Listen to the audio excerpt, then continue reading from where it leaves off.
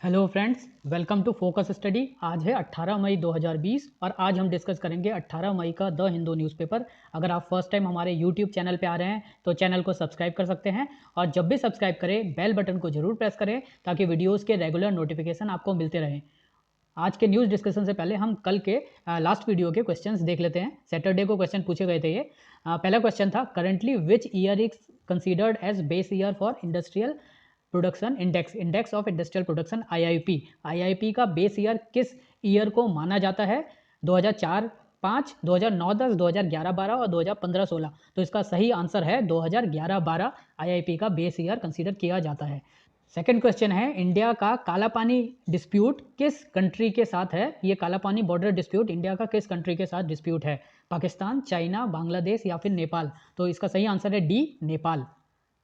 तो स्टार्ट करते हैं आज का न्यूज़ डिस्कशन। आज की फर्स्ट न्यूज़ है, centre throws open all sectors to private players. यहाँ पर आत्मनिर्भर भारत अभियान के बारे में बात की जा रही है। आत्मनिर्भर भारत अभियान प्रधानमंत्री के द्वारा अनाउंस किया गया था और ये अभियान क्या है? इस अभियान के तहत 20 लाख करोड़ रुपए का इकोनॉमिक पैकेज देने की कोशिश की जा रही है। कोविड-19 के कारण जो इकोनॉमी की कंडीशन खराब है तो उसमें 20 लाख करोड़ रुपए का इकोनॉमिक स्टिमुलस पैकेज देने की बात की गई है। तो इसका जो पांचवा अनाउंसमेंट है, जो series of announcement finance minister ने किए थे, उसमें पांचवें अनाउंसमेंट में प्राइवेट सेक्टर का पार्टिसिपेशन बढ़ाने के लिए ज़्यादा से ज़्यादा रिफॉर्म किए जाएंगे गवर्नमेंट के द्वारा, ये बताया गया है। इसमें कुछ पैरामीटर्स हैं जिनके या कुछ सेक्टर्स हैं जिनके बारे में बात की गई है फाइनेंस मिनिस्टर के द्वारा। ये जो सेक्टर्स हैं वो हैं health, disinvestment, states, unemployment, industry.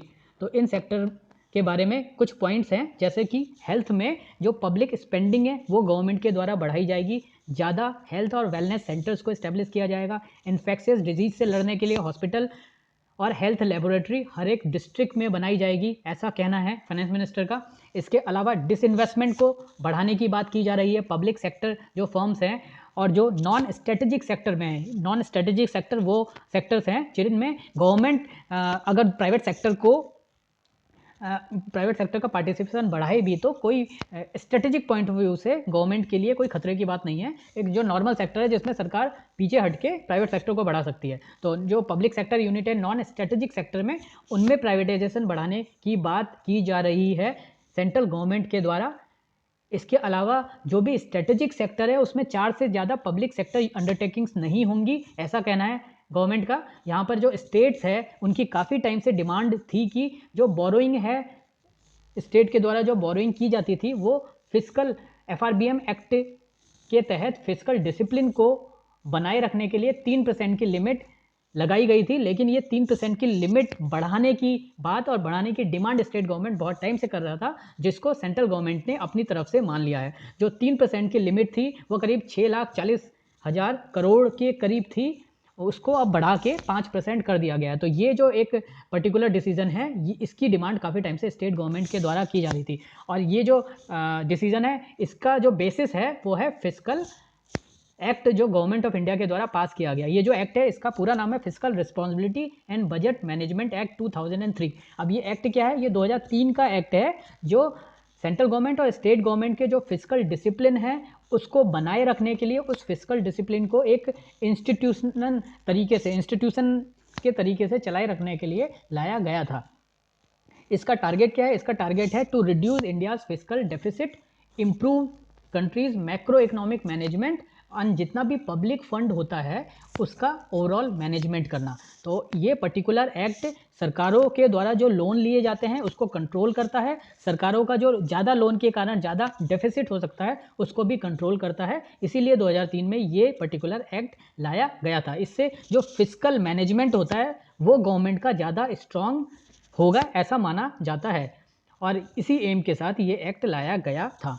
Main purpose है इस एक्ट का, जो उस समय 2003 में माना गया था, जो मेन पर्पज़ है to eliminate revenue deficit and to reduce fiscal deficit. तो there are 2 types of deficit, एक तो रेवेन्यू डेफिसिट, एक फिस्कल डेफिसिट। रेवेन्यू डेफिसिट सीधा गवर्नमेंट की जो आमदनी होती है और जो गवर्नमेंट का खर्चा होता है उसका जो डिफरेंस होता है वो सीधा रेवेन्यू डेफिसिट होता है, और जो एक फाइनेंशियल ईयर में कैलकुलेट किया जाता है। तो रेवेन्यू डेफिसिट जो है, जो गवर्नमेंट का शॉर्ट टर्म के जो काम होते हैं, जैसे कि एक साल में गवर्नमेंट की कुछ इनकम हुई, कुछ गवर्नमेंट के खर्चे हुए हैं, तो जो शॉर्ट टर्म के इनकम और खर्चे होते हैं उनमें डेफिसिट नहीं होना चाहिए, इसलिए रेवेन्यू डेफिसिट को एलिमिनेट करने की बात की गई थी। और जो फिस्कल डेफिसिट होता है वो गवर्नमेंट का लॉन्ग टर्म के बेसिस पे होता है। गवर्नमेंट लॉन्ग टर्म में जो रेवेन्यू कमाती है और लॉन्ग टर्म में जो खर्चा करती है वो फिस्कल डेफिसिट में आता है। तो फिस्कल डेफिसिट गवर्नमेंट का कम से कम होना चाहिए, और रेवेन्यू डेफिसिट रेवेन्यू वाले कामों में जो पैसा खर्चा किया जा रहा है गवर्नमेंट के द्वारा वो कम से कम होना चाहिए। फिस्कल डेफिसिट में जो टारगेट रखा गया था वो 3% रखा गया था जीडीपी का 3% से ज़्यादा गवर्नमेंट का डेफिसिट नहीं होना चाहिए। हालांकि 2007 में जो ये लिमिट थी ये इंटरनेशनल फाइनेंशियल क्राइसिस के कारण मीट आउट नहीं हो पाई। उसके बाद इसकी जो डेडलाइन है उसको आगे एक्सटेंड कर दिया गया, पोस्टपोन कर दिया गया, और 2009 में इसको सस्पेंड कर दिया गया। उसके बाद 2011 में एक डिमांड आई और इकोनॉमिक एडवाइजरी काउंसिल ने गवर्नमेंट ऑफ इंडिया को रिकमेंड किया कि एफआरबीएम के जो एक्ट हैं उनको दोबारा से लाया जाए और उनके अकॉर्डिंग ही फिस्कल मैनेजमेंट गवर्नमेंट का चलाया जाए। तो यहाँ पर उसके बाद गवर्नमेंट ने एक कमेटी बनाई, एक रिव्यू कमेटी बनाई जिसको हेड किया एनके सिंह ने। तो एनके सिंह हेडेड एक कमेटी बनी जिसको बोलते हैं review committee for fiscal responsibility management act 2013, और ये फाइनेंस मिनिस्ट्री के द्वारा बनाई गई थी। तो ओवरऑल अगर हम बात करें तो एफआरबीएम जो एक्ट है, एफआरबीएम एक्ट,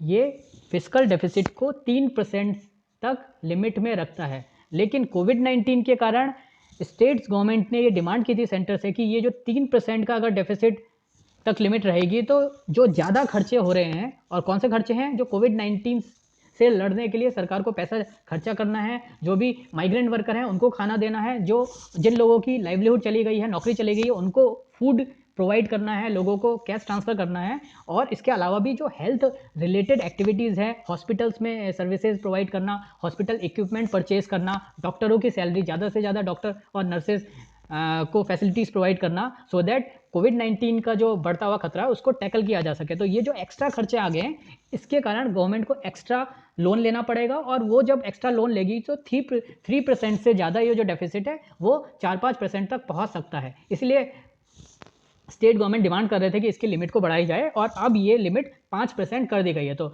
अब with this announcement state government ज़्यादा लोन ले सकती है और उस लोन का पैसा कोविड-19 से लड़ने के लिए खर्च किया जा सकता है। इसके अलावा अनएम्प्लॉयमेंट की प्रॉब्लम को टैकल करने के लिए एडिशनल 40,000 करोड़ रुपए मनरेगा की स्कीम को प्रोवाइड किए गए, यानी जो बजट में अलॉटमेंट था उससे 40,000 करोड़ रुपए एक्स्ट्रा दिए गए। अब मनरेगा की स्कीम के तहत लोगों के द्वारा अनस्किल मैनुअल वर्क किया जाता है। ये स्कीम इसलिए भी इंपॉर्टेंट है बिकॉज अभी migrant labour all over India से अपने घरों को वापस जा रहे हैं। जब अपने घरों से वापस जाएंगे तो अपने स्टेट में जाकर उनके लिए इमीडिएटली कोई नौकरी नहीं होगी, तो उस केस में स्टेट गवर्नमेंट पे बर्डन बढ़ने वाला है। तो अगर मनरेगा का यूज़ करके उन लोगों को जॉब में लिया जा सके, और अगर ज़्यादा लोग जॉब में आएंगे, मनरेगा के काम करेंगे, तो उनको ज़्यादा पैसा भी देना पड़ेगा। तो इसलिए ये एडिशनल पैसा दिया गया है, सो दैट जो माइग्रेंट लेबर अपने घरों में जा रहे हैं, अपने गाँव में जा रहे हैं, तो वहाँ पर वो मनरेगा में एटलीस्ट इन्वॉल्व होकर अपनी जो लाइवलीहुड है वो अर्न कर सके।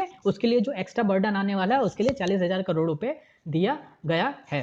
तो ये मनरेगा स्कीम के बारे में हम देख लेते हैं। MNREGA Mahatma Gandhi employment guarantee scheme है। 2005 का ये एक्ट है जिसका जो पहले नाम था वो था नरेगा, और मनरेगा जो नाम है इसको बाद में चेंज करके किया गया। ये एक इंडियन लेबर लॉ है और सोशल सिक्योरिटी एक्ट है जो राइट टू वर्क की गारंटी देता है। इसको पास किया गया था सितंबर 2005 में, और 2006 में ये इफेक्टिव हुआ। इसका जो एम है वो बेसिकली 2 एम रखे गए हैं। पहला है लाइवलीहुड सिक्योरिटी बढ़ाना रूरल एरियाज़ में, खासतौर पे ये फोकस करता है गांव के एरिया को, रूरल एरिया को। वहाँ पर जो भी लोग हैं उनकी लाइवलीहुड सिक्योरिटी बढ़ाने के लिए इसको लाया गया है। दूसरा, टू क्रिएट ड्यूरेबल एसेट, और गाँवों में जो एसेट क्रिएशन का काम है उसको किया जा सके। एसेट क्रिएशन इंफ्रास्ट्रक्चर रिगार्डिंग काम होते हैं, जैसे कि रोड बनाना, कैनाल बनाना, पॉन्ड बनाना या फिर वेल बनाना। तो रूरल एरिया में जो भी एसेट क्रिएशन के काम है ये ज़्यादा कोशिश की जाती है कि मनरेगा के वर्कर्स से ही करवाया जाए, मनरेगा के थ्रू ही ये काम हो। अब पर्टिकुलरली ये जो स्कीम है इसके द्वारा 100 दिन का, कम से कम 100 दिन का काम दिया जाता है, एक वेज एम्प्लॉयमेंट दिया जाता है। एक फाइनेंशियल ईयर में किसी गाँव के हर एक हाउस होल्ड में कम से कम एक एडल्ट मेंबर को वर्क प्रोवाइड करने की सुविधा देता है ये एक्ट। और ये जो वर्क होता है ये अनस्किल्ड मैनुअल वर्क होता है। अगर कोई एडल्ट पर्सन किसी हाउस होल्ड का विलिंग है अनस्किल्ड मैनुअल वर्क करने के लिए तो उसको प्रोवाइड किया जाना चाहिए मनरेगा के अंतर्गत। ये एक तरह से ऑब्लिगेशन है स्टेट गवर्नमेंट पे। और इन केस अगर स्टेट गवर्नमेंट काम नहीं प्रोवाइड कर पाती 15 दिन के अंदर अंदर, यानी कि अगर किसी ने अप्लाई किया और 15 दिन में काम नहीं मिला तो स्टेट गवर्नमेंट को अनएम्प्लॉयमेंट अलाउंस देना पड़ेगा उस केस में। तो इसलिए भी कहीं ना कहीं स्टेट भी लीगली बाध्य है मनरेगा के तहत लोगों को काम देने के लिए। और ये जो एम्प्लॉयमेंट है ये गाँव से बहुत दूर प्रोवाइड करने की जो बात की गई है उसके लिए एक क्राइटेरिया रखा गया है कि ये 5 किलोमीटर से ज़्यादा दूर नहीं दिया जा सकता। यानी मनरेगा के जो काम है वो एप्लीकेंट्स के घर से, एप्लीकेंट जो भी अप्लाई कर रहा है, जो भी पर्सन काम करेगा उसके घर से, उसके रेजिडेंस से 5 किलोमीटर से ज़्यादा दूर नहीं देना है किसी भी मनरेगा स्कीम के तहत। और इसके साथ ही साथ मिनिमम वेजेस भी डिफाइन की गई हैं। तो कहीं ना कहीं जो राइट टू वर्क है उसको ध्यान में रख के काम किया जा रहा है। और जो लेबर ज़्यादा से ज़्यादा इन्वॉल्व हो पाएँ, जो रूरल एरियाज़ के लोग हैं ज़्यादा से ज़्यादा इस स्कीम से इन्वॉल्व हो पाएँ अपने रूरल एरिया के आसपास ही, उसके लिए भी ये एक्ट लाया गया है। ये एक लीगल एम्पावरमेंट माना जा सकता है। तो ये हमने बात की मनरेगा के बारे में। इसके अलावा इंडस्ट्री के लिए जो फाइनेंस मिनिस्टर के द्वारा अनाउंसमेंट किया गया उसमें आता है fresh insolvency proceeding suspended for a year. Insolvency related जो भी काम किए जा रहे हैं तो 1 साल के लिए उसको सस्पेंड कर दिया जाएगा। और जो लोन साइज़ है फर्म के द्वारा जो लोन लिए जा रहे हैं 1 लाख से लेके 1 करोड़ तक, उनको भी थोड़ी रियायत देने की कोशिश की गई है। तो कोविड-19 के टाइम में जो फर्म की इंसॉल्वेंसी का रेट है वो बढ़ सकता है। ऐसा माना जा रहा है कि फर्म्स के पास या कंपनी, छोटी मोटी कंपनीज के पास ऑलरेडी जो इकोनॉमी के कम होने के कारण जो काम है वो कम हो गया है, उनको अपना स्टाफ मैनेज करने में दिक्कत हो रही है। और अगर एकदम से इकोनॉमी बढ़ेगी नहीं तो इन फर्म्स का जो वर्किंग कैपिटल है वो इनफ ना होने के कारण ये लॉस में जा सकती हैं। इस केस में इंसॉल्वेंसी की एक बड़ी प्रॉब्लम आ सकती है। तो यहाँ पर एक एक्ट गवर्नमेंट ऑफ इंडिया की तरफ से पास किया गया था। गवर्नमेंट ऑफ इंडिया ने इनेक्ट किया था इंसॉल्वेंसी एंड बैंक्रप्सी कोड और कंपनी एक्ट को। तो यहाँ पर इंसॉल्वेंसी एंड बैंक्रप्सी कोड जो है वो कंपनीज की इंसॉल्वेंसी की प्रोसेस को इजी बनाने के लिए लाया गया था 2016 में। इसका पूरा नाम है इंसॉल्वेंसी एंड बैंक्रप्सी कोड 2016। ये बैंक्रप्सी लॉ है इंडिया का which seeks to consolidate existing framework by creating single law for insolvency and bankruptcy. किसी कंपनी में इंसॉल्वेंसी का प्रॉब्लम है या बैंक्रप्सी की स्टेज में पहुंच गई है कंपनी, तो ऐसे केस में पूरी जो प्रोसेस है कंपनी को बंद करने की उसको ईजी बनाने के लिए इंसॉल्वेंसी एंड बैंक्रप्सी कोड 2016 लाया गया था। ये वन स्टॉप सॉल्यूशन है फॉर रिजॉल्विंग इंसॉल्वेंसीज, जो पहले बहुत ही लंबे टाइम की एक प्रोसेस थी और बहुत ही इकोनॉमिकली अनवायबल प्रोसेस थी, उसको ईजी बनाने की कोशिश की गई है इस इंसॉल्वेंसी कोड के थ्रू। इस कोड को लाया गया है to protect interest of small investors and make the process of doing business less cumbersome. इसमें 255 सेक्शन और 11 शेड्यूल हैं और स्टार्ट किया गया था इसको, यानी इफेक्टिव किया गया था 2016 में। तो ये जो अनाउंसमेंट है ये फाइनेंस मिनिस्टर के द्वारा किए गए और इसके थ्रू जो इकॉनमी को थोड़ा सा वायबल बनाने के लिए और तेज करने के लिए ये रिफॉर्म उठाए जा रहे हैं और प्राइवेट सेक्टर के पार्टिसिपेशन हर सेक्टर में बढ़ाया जाएगा। ये अभी तक की लेटेस्ट टैली है। इसमें टोटल जो कोरोना वायरस के केसेस हैं ये इंडिया में 96,000 से ज़्यादा 96,000 से ज़्यादा पहुंच गए हैं। टोटल नंबर ऑफ डेथ्स 3,000 से ज़्यादा हो गई हैं और रिकवर्ड पर्सन 36,824 हैं। तो टोटल केसेस कल हमने देखा था करीब 90,000 थे और अब ये आज के दिन 96,159 तक पहुंच गए हैं। अब हो सकता है कि कल जब हम ये देखेंगे तो 1 लाख क्रॉस कर जाएंगे। तो इंडिया में 1 लाख से ज़्यादा केसेस की संख्या यानी कि बहुत तेज़ी से ये बढ़ी है और पिछले 15 दिन में देखें तो ये केसेस बहुत फास्ट इंक्रीज हुए हैं। नेक्स्ट न्यूज़ है lockdown extended, states will take a call on infection zone. Government ने लॉकडाउन को 31 मई तक एक्सटेंड कर दिया है। होम मिनिस्ट्री की तरफ से कुछ गाइडलाइंस आई है जिसमें अब जो लॉकडाउन 4.0 है इसमें कुछ और ज़्यादा रिलैक्सेशन दिया गया है। तो एक तरफ तो रिलैक्सेशन बढ़ा दिए गए हैं और दूसरा यहाँ पर सबसे ज़्यादा केसेस एक दिन में संडे के दिन देखने को मिले हैं। तो लॉकडाउन खुलने के बाद जो केसेस हैं उनकी काउंट पॉसिबल है कि बढ़ेगी। तो यहाँ पर बहुत ही अलर्ट होके काम करने की ज़रूरत है गवर्नमेंट के द्वारा भी और जो लोकल एडमिनिस्ट्रेशन है उसके द्वारा। नेक्स्ट न्यूज़ है Punjab farmers to go for direct seeding of rice. Direct seeding of rice DSR एक नई टेक्निक है राइस प्लांट करने की। अभी पंजाब में लेबर शॉर्टेज देखने को मिला है, और लेबर शॉर्टेज क्यों हुआ है पंजाब में? बिकॉज कोविड-19 के कारण जो माइग्रेंट लेबर्स हैं वो सारे रीजन से ऑल ओवर इंडिया से अपने घरों में वापस जा रहे हैं। तो पंजाब में भी एक बड़े लेवल पे माइग्रेंट लेबर्स काम करते थे, और उनके घर वापस जाने के कारण जो लेबर शॉर्टेज है वो देखने को मिला है।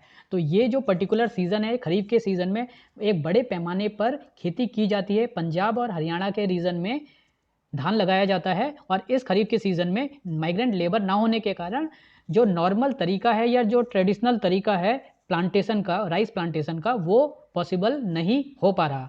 तो इस वजह से यहाँ पर डायरेक्ट सीडिंग ऑफ राइस की जा रही है इस खरीफ सीज़न में।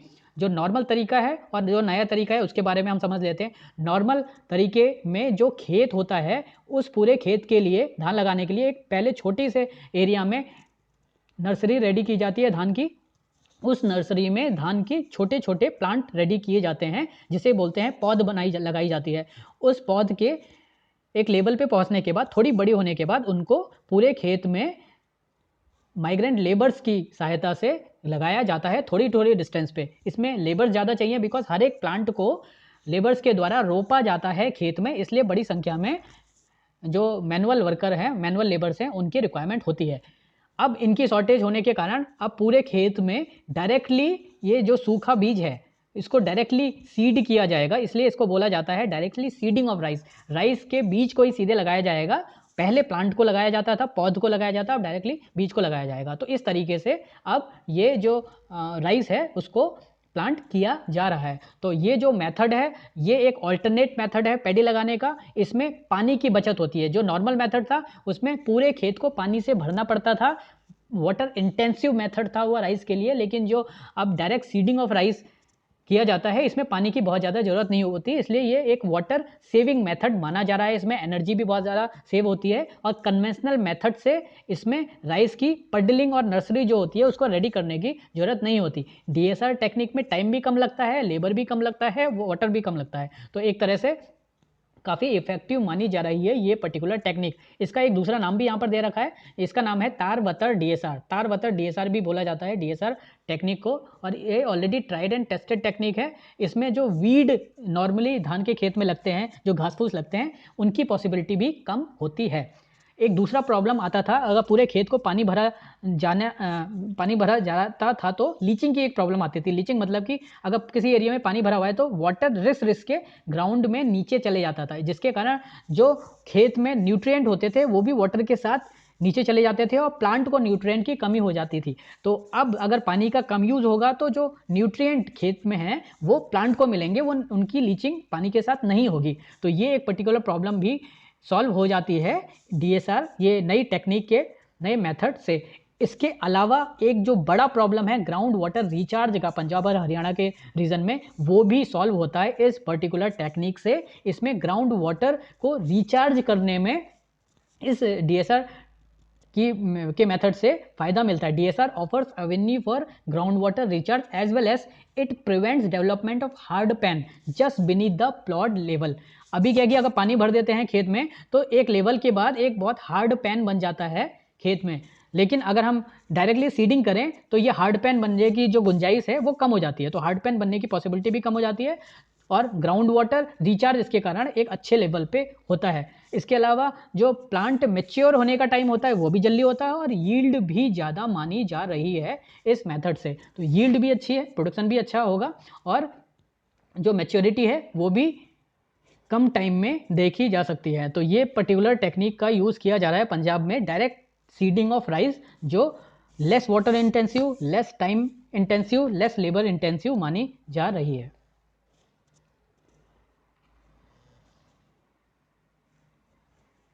नेक्स्ट न्यूज़ है एक मिशन के बारे में जो हमने देखा है, पहले एक बार रिवाइज कर लेते हैं हम। यहाँ पर समुद्र सेतु मिशन के बारे में बात की गई है, ऑनगोइंग समुद्र सेतु मिशन, जिसका टारगेट है टू इवैक्यूएट इंडियन जो भी स्टैंडर्ड है वर्ल्ड में किसी भी कंट्री में, उन इंडियंस को सी के रूट से इवैक्यूएट करना और भारत वापस लाना। तो जितने भी वर्ल्ड के अलग अलग देशों में इंडियंस कोविड-19 के कारण प्रॉब्लम में हैं, ऐसे लोगों को, ऐसे इंडियंस को सी रूट के थ्रू वापस इंडिया में लाने का जो मिशन है वो समुद्र सेतु मिशन के नाम से जाना जाता है। और इस मिशन में मालदीव से जो इंडियंस को लाया जा रहा है वो 2 शिप की मदद से लाया जा रहा है। पहला शिप है आईएनएस जलस्व और दूसरा शिप है आईएनएस मगर। आईएनएस जलस्व और आईएनएस मगर ये 2 शिप हैं जिनकी हेल्प से मालदीव से इंडियंस को वापस लाया गया। और ये जो शिप है ये कोच्चि इंडियंस को लेकर पहुंचा। तो यही बात यहाँ पर बताई गई है। आईएनएस के 2 शिप हो गए और समुद्र सेतु वो मिशन है जो सी रूट के थ्रू वापस लाया जा रहा है इंडियंस को। अच्छा, इसमें एक और मेथड था जिसमें एयर रूट के थ्रू इंडियंस को वापस लाया जा रहा था। ये कौन सा मेथड था? ये ऑलरेडी हम बहुत बार डिस्कस कर चुके हैं। आप इसका आंसर कमेंट बॉक्स में बताइए। तो 2 मेथड से इंडियंस को वापस लाया जा रहा है वर्ल्ड ओवर, अलग अलग कंट्री से। एक तो सी रूट से और एक एयर रूट से। एयर रूट से ये हम पहले पढ़ चुके हैं, सी रूट से अभी हमने रिवाइज कर लिया। तो सी रूट का हो गया समुद्र सेतु, एयर रूट क्या है वो आपको कमेंट सेक्शन में बताना है। नेक्स्ट न्यूज़ है halt central Vista project says x officials. 6 farmer bureaucrats के द्वारा प्रधानमंत्री को एक ओपन लेटर लिखा गया है जिसमें इन ब्यूरोक्रेट्स के द्वारा बोला गया है कि जो सेंट्रल विस्टा प्रोजेक्ट है सेंट्रल गवर्नमेंट का, उसको हॉल्ट किया जाना चाहिए और अभी इसको रोका जाना चाहिए। ये जो लेटर है ये प्रधानमंत्री को भी लिखा गया और जो मिनिस्टर है housing and urban affairs Hardeep Singh Puri, उनको भी लिखा गया है। अब ये पर्टिकुलर प्रोजेक्ट क्या है? ये सेंट्रल विस्टा प्रोजेक्ट है जो गवर्नमेंट ऑफ इंडिया ने, अभी की गवर्नमेंट ने डिसाइड किया है बनाने का। ये गवर्नमेंट का प्रोजेक्ट है जिसमें जो पार्लियामेंट का पूरा एरिया है उसको रीडेवलप किया जाएगा, एक नई बिल्डिंग बनाई जाएगी, नई ऑफिसेज कॉम्प्लेक्स बनाए जाएंगे और एक पूरा जो सिस्टम है पूरे पार्लियामेंट बिल्डिंग और उससे रिलेटेड ऑफिसेज का वो नए रूप से, नए तरीके से बनाया जाएगा। तो अभी यहाँ पे ब्यूरोक्रेट्स का कंसर्न है कि इस समय कंट्री कोविड-19 के पेंडेमिक से जूझ रहा है और ऐसे में इतना बड़े खर्चे का यूज़ गवर्नमेंट के द्वारा नहीं करना चाहिए और जो भी अगर पैसा सरकार के पास है उस पैसे का यूज़ कोविड-19 से लड़ने के लिए करना चाहिए। तो जो भी पैसा है, जितना भी बजट है देश के पास, वो कोविड-19 से लड़ने के लिए जाना चाहिए, बजाय इसके कि एक पर्टिकुलर प्रोजेक्ट जिसकी अभी जो बहुत ज़्यादा रिक्वायर्ड नहीं है और अभी ऑलरेडी पार्लियामेंट बिल्डिंग है, ऑलरेडी ऑफिसेज हैं और ऐसी कोई इमरजेंसी भी नहीं है कि जिसमें ये पर्टिकुलर प्रोजेक्ट बनाने की अभी जल्दी हो। तो इसलिए इस प्रोजेक्ट को अभी के लिए हॉल्ट कर दिया जाए और अभी अगर 20,000 करोड़ का ये प्रोजेक्ट जो है, इसका 20,000 का जो अमाउंट है वो गवर्नमेंट ने सैंक्शन कर दिया गया और CPWD के द्वारा इसके टेंडर फ्लोट करने की बात की जा रही है। तो यहाँ पर बोला गया है ब्यूरोक्रेट्स के द्वारा कि ये जो टेंडर है अभी फ्लोट ना किया जाए, अभी इसको होल्ड कर दिया जाए और ये 20,000 करोड़ का बजट कोविड-19 से लड़ने के लिए लगाया जाए। नेक्स्ट न्यूज़ है Orissa braces for Amphan impact. Amphan एक साइक्लोन है जो उड़ीसा के कोस्ट पर जिसने लैंडफॉल किया है, जो उड़ीसा में आने वाला था। कल भी हमने साइक्लोन के बारे में समझा था। तो ये एक साइक्लोनिक स्टॉर्म है जिसका नाम है एम्फन और ये उड़ीसा पे अभी पहुंच गया है और ये उड़ीसा के आगे नॉर्थ उड़ीसा में पहुंचा है जो आगे वेस्ट बंगाल और बांग्लादेश की तरफ बढ़ रहा है। तो ये जो पर्टिकुलर साइक्लोन है इसके बारे में हम समझ लेते हैं। साइक्लोन एक लार्ज स्केल एयर मास होता है जो रोटेट करता है लो प्रेशर सेंटर के अराउंड। लो प्रेशर सेंटर के अराउंड रोटेट करने का जो एयर मास है उसको साइक्लोन बोलते हैं और ये नॉर्मली जो इसका रोटेशन है वो इनवर्ड स्पाइरल के फॉर्म में होता है एक लो सेंटर के अराउंड। और ये एयर का रोटेशन 2 डायरेक्शन में हो सकता है, या तो क्लॉकवाइज या एंटी क्लॉकवाइज। जो साइक्लोन है अगर एंटी क्लॉकवाइज बन रहा है तो वो नॉर्थ हेमिस्फीयर में होता है ऐसा साइक्लोन जिसका रोटेशन एंटी क्लॉकवाइज है, और ऐसे साइक्लोन जिनका रोटेशन क्लॉकवाइज में है तो वो साउथ के हेमिस्फीयर में होगा। तो नदर्न हेमिस्फीयर में जो भी साइक्लोन डेवलप होते हैं उनका रोटेशन एंटी क्लॉकवाइज होता है और जो भी सदर्न हेमिस्फीयर में साइक्लोन डेवलप होते हैं उनका रोटेशन क्लॉकवाइज होता है। साइक्लोन के बाकी भी नाम हैं, जैसे कि साइक्लोन नॉर्मली ट्रॉपिकल एरिया में जो बनते हैं उनको ट्रॉपिकल साइक्लोन बोला जाता है, जो टेम्परेट एरिया में बनते हैं उनको एक्स्ट्रा ट्रॉपिकल साइक्लोन बोला जाता है। और अगर हम साइक्लोन के अलग अलग नाम की बात करें तो साइक्लोन को हरिकेन कहा जाता है अटलांटिक ओशियन में और पैसिफिक ओशियन में। नॉर्थ अमेरिका और साउथ अमेरिकन रीजन में हरिकेन के नाम से पुकारा जाता है साइक्लोन को। इंडियन ओशियन में अगर ये बनेगा तो इसको साइक्लोन बोला जाएगा। अगर ये चाइना और जापान के अराउंड बनता है पैसिफिक ओशियन में तो इसको टाइफून बोलेंगे। ऑस्ट्रेलिया के अराउंड इसको विली विली बोला जाता है। साइक्लोन के लिए अब कंडीशन क्या होती है, जो अप्रोप्रिएट कंडीशन होती है, जिन कंडीशन में साइक्लोन बनते हैं उसमें है sea surface temperature minimum 27 degree Celsius होना चाहिए। अगर sea surface temperature minimum 27 degree Celsius है, एक मिनिमम कोरिलिस फोर्स है जो रिक्वायर्ड है एयर को रोटेट कराने के लिए, तो ऐसी कंडीशन जहाँ पर मिलती है वहाँ पर साइक्लोन बनने की पॉसिबिलिटी, ट्रॉपिकल साइक्लोन बनने की पॉसिबिलिटी बहुत ज़्यादा होती है। अब इंडिया में दो कोस्ट हैं हमारे, एक वेस्ट कोस्ट और एक ईस्ट कोस्ट। तो वेस्ट कोस्ट अगर हम माने कि ये इंडिया का पेनिनसुलर एरिया है, तो ये हो गया आपका वेस्ट कोस्ट और ये हो गया ईस्ट कोस्ट, ये है आपका बे ऑफ बंगाल। तो बे ऑफ बंगाल में जो ये कंडीशन है मिनिमम SST या सी सरफेस टेम्परेचर की 27 डिग्री की और एक बेयर मिनिमम कोरिलिस फोर्स की, वो बिल्कुल उपयुक्त कंडीशन है साइक्लोन के बनने की। तो सबसे ज़्यादा इंडिया में साइक्लोन बे ऑफ बंगाल में ही बनते हैं। इसी कारण से जो ईस्टर्न कोस्ट है वो ज़्यादा रिस्की है साइक्लोन के मुकाबले। और उड़ीसा एक ऐसा स्टेट है जो साल में सबसे ज़्यादा साइक्लोन झेलता है, सबसे ज़्यादा उड़ीसा में साइक्लोन देखे जाते हैं। तो ये जो ट्रॉपिकल साइक्लोन है, इसका इस पर्टिकुलर साइक्लोन का नाम है एम्फन, जो अभी उड़ीसा में जिसने लैंडफॉल किया है। और ये जो पर्टिकुलर साइक्लोन है इसकी गति बहुत ज़्यादा तेज बढ़ने की आशंका है। IMD ने ऐसा बोला है कि ये साइक्लोन सुपर साइक्लोन में कन्वर्ट हो सकता है। सुपर साइक्लोन में जो विंड स्पीड होती है वो और ज़्यादा बढ़ जाती है और ये एक बड़े पैमाने पर लॉस कर सकता है। यहाँ पर IMD के द्वारा साइक्लोन की प्रिडिक्शन की जाती है, साइक्लोन से रिलेटेड जो एडवाइजरी हैं वो जारी की जाती हैं। तो इस पर्टिकुलर केस में IMD ने ऑरेंज अलर्ट जारी किया है। ऑरेंज अलर्ट के थ्रू लोगों को बताया जा रहा है कि वो जो जितने एरिया इवैक्यूएशन हो सकता है उतना डिस्ट्रिक्ट एडमिनिस्ट्रेशन के थ्रू किया जाएगा। यहाँ पर हम IMD के बारे में देख लेते हैं। IMD इंडियन मेट्रोलॉजिकल डिपार्टमेंट है, ये अर्थ साइंस मिनिस्ट्री के अंतर्गत काम करता है। ये प्रिंसिपल ऑर्गेनाइजेशन है जो रिस्पॉन्सिबल है मेट्रोलॉजिकल ऑब्जर्वेशन के लिए, वेदर फोरकास्टिंग के लिए और सिस्मोलॉजी के लिए। इसका हेडक्वार्टर है दिल्ली में और ये इंडिया और अंटार्कटिका में इसने कई सारे अपने ऑब्जर्वेशन स्टेशन लगा रखे हैं। इंडिया में जो रीजनल ऑफिसेज हैं IMD के, वो हैं, हेड ऑफिस तो हो गया दिल्ली में, दूसरे ऑफिसेज है मुंबई, कोलकाता, नागपुर, पुणे। इसको इस्टेब्लिश किया गया था 1875 में।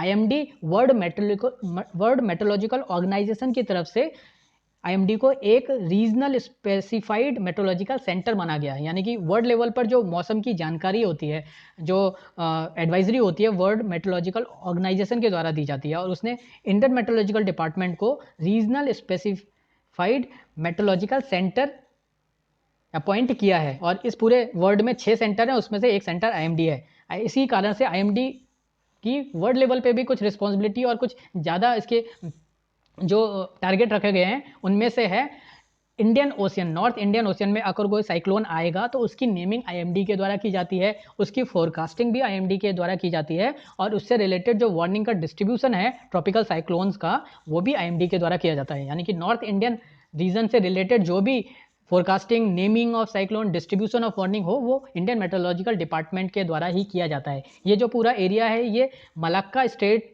बे ऑफ बंगाल, अरेबियन सी से लेकर पर्शियन गल्फ तक आता है।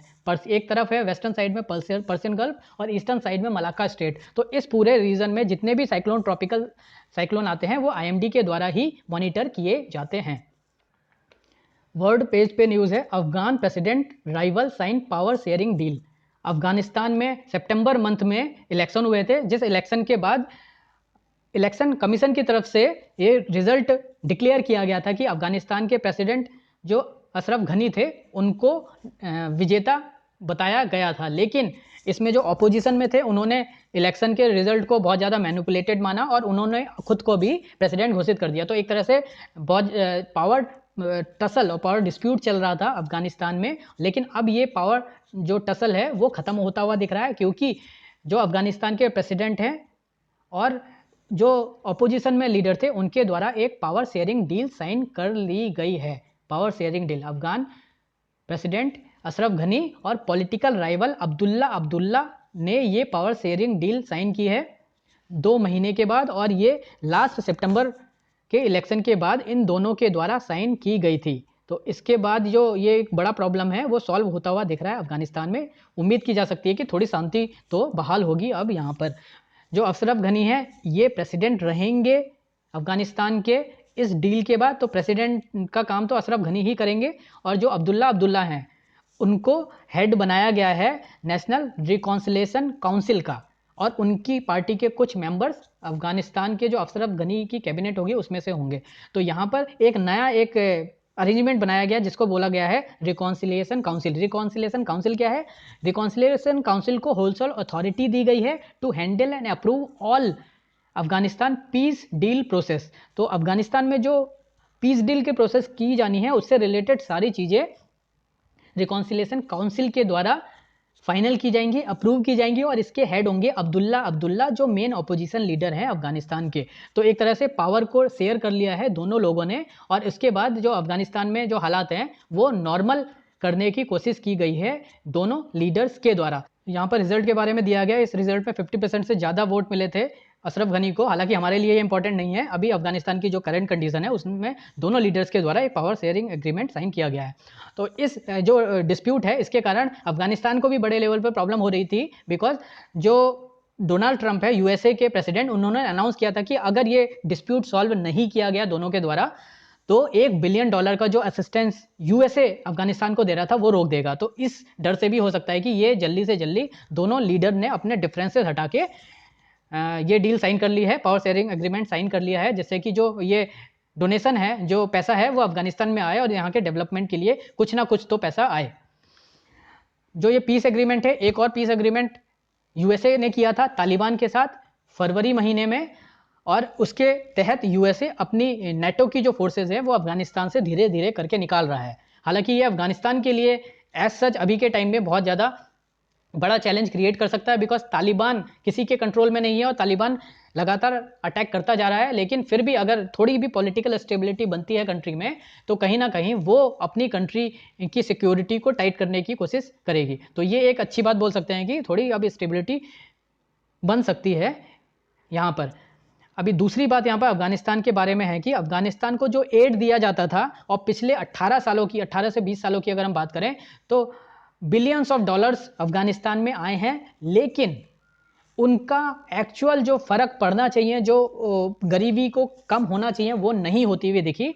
और पहले ये जो गरीबी है अफगानिस्तान में 35% थी, जो अब बढ़कर पिछले साल तक 55% तक बढ़ गई है। यानी कि डोनेशन के नाम पे बिलियंस ऑफ डॉलर्स अफगानिस्तान को मिले हैं, लेकिन उसका फायदा लोगों को हुआ ही नहीं है, वो पैसा कुछ ही लोगों के पास चला गया है। तो यहाँ पर अफगानिस्तान में जो पॉवर्टी है वो बड़े लेवल पर बढ़ी है, बावजूद इसके कि इतना सारा पैसा डोनेशन के नाम पर अफगानिस्तान में आया। यहाँ पर जो तालिबान की प्रॉब्लम है वो तो है ही, इसके अलावा जो अभी कोविड-19 के कारण भी जो केसेस हैं वो काफ़ी देखे गए हैं। हालांकि अफगानिस्तान में टेस्टिंग किट और उसकी अवेलेबिलिटी कम होने के कारण जो टेस्टिंग है वो कम हुई है, जिसकी वजह से डेटा कम है। लेकिन अब माना जा रहा है कि पॉलिटिकल स्टेबिलिटी के बाद थोड़ी सी टेस्टिंग बढ़ेगी, उससे भी जो कोविड-19 की एक्चुअल फिगर वो सामने आएंगी। तो यहाँ पर अफगानिस्तान के बारे में हमने ये देखा। अभी यहाँ पर अफगानिस्तान का मैप देख लेते हैं हम। ये देखिए, ये है अफगानिस्तान। अफगानिस्तान इंडिया को टच करने वाली कंट्री है, और इंडिया को कहाँ पर टच करती है? अफगानिस्तान पीओके रीजन में, जो भी रीजन पाकिस्तान ऑक्युपाइड कश्मीर का है वहाँ पर ये बिल्कुल ऊपर में यहाँ पर अफगानिस्तान इंडिया को टच करता है। तो Afghanistan completely land locked country है।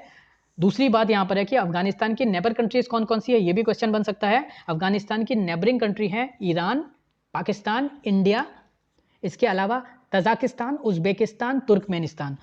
सेंट्रल एशियन कंट्रीज 5 हैं, उनमें से केवल 3 सेंट्रल एशियन कंट्री ही टच करती है अफगानिस्तान को। कजाकिस्तान और किर्गिस्तान टच नहीं करती, वो नॉर्थ साइड में है। तो अफगानिस्तान की नेबरिंग कंट्रीज हैं Iran, Pakistan, India, Tajikistan, Uzbekistan और तुर्कमेनिस्तान। ये कंप्लीटली लैंडलॉक्ड कंट्री है। इसकी कैपिटल है काबुल।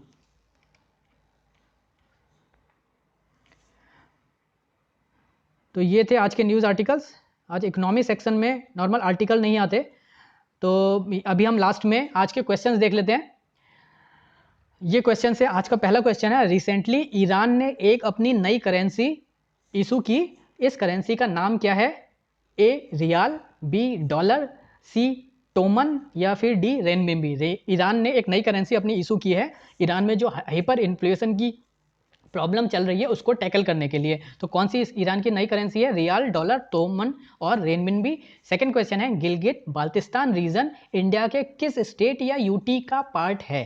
ए Jammu and Kashmir, B Ladakh, C Himachal Pradesh, D Punjab. इसमें आपको बताना है किस स्टेट का या किस यूटी का पार्ट है जम्मू कश्मीर, लद्दाख, हिमाचल प्रदेश या फिर पंजाब। तो ये थे आज के क्वेश्चन और ये थे आज के न्यूज़ आर्टिकल्स। आई होप कि आपको पसंद आया होगा, और अगर आपको पसंद आया तो वीडियो को लाइक करें, शेयर करें, सब्सक्राइब करें और कमेंट भी करें। Thanks for watching.